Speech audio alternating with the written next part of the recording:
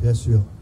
Écoutez, nous sommes aujourd'hui à nouveau dans un combat dont on ne doit pas se cacher qu'il va être difficile. Cette décision est tombée avec une cruauté incroyable. C'est certainement une volonté d'arrêt de mort de l'évolution et de développement de ce territoire de la Sambre-Avesnois. Je ne répète pas tout ce qui a été dit à travers le pacte territorial, où la parole de l'État était claire et nette, où l'État a signé des documents, où il s'est engagé, où on a investi ici 450 millions d'euros. C'est un véritable gaspillage. Mais je rappelle une autre chose. L'État est actionnaire à 15% du groupe Renault. Il a donc son mot à dire.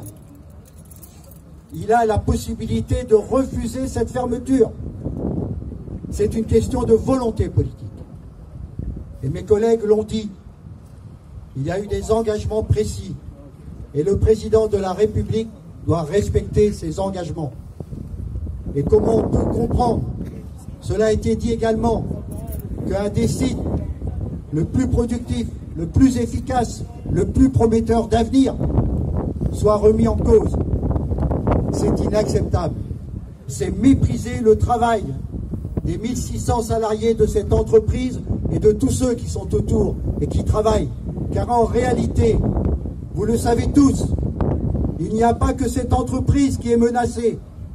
Il y a toutes celles qui travaillent avec. Et nous savons qu'un emploi MCA, c'est 4 emplois autour. Et c'est donc plus de 5000 emplois qui vont être supprimés. Aujourd'hui, par cette décision, on veut priver la population de l'Avesnois, on veut la priver d'avenir. Alors, il faut agir. On va se battre. Je vous l'ai dit au début, ce combat sera difficile. Mais n'oubliez pas qu'on ne peut pas gagner un combat qu'on n'a pas mené. Donc, il faut absolument rassembler pour essayer d'avancer. Nous ne pourrons gagner qu'ensemble, qu'unis, dans le respect de notre diversité et dans la volonté d'engager un combat pour permettre à ce territoire de garder une usine d'avenir et une usine expérimentale comme les MCA. Merci.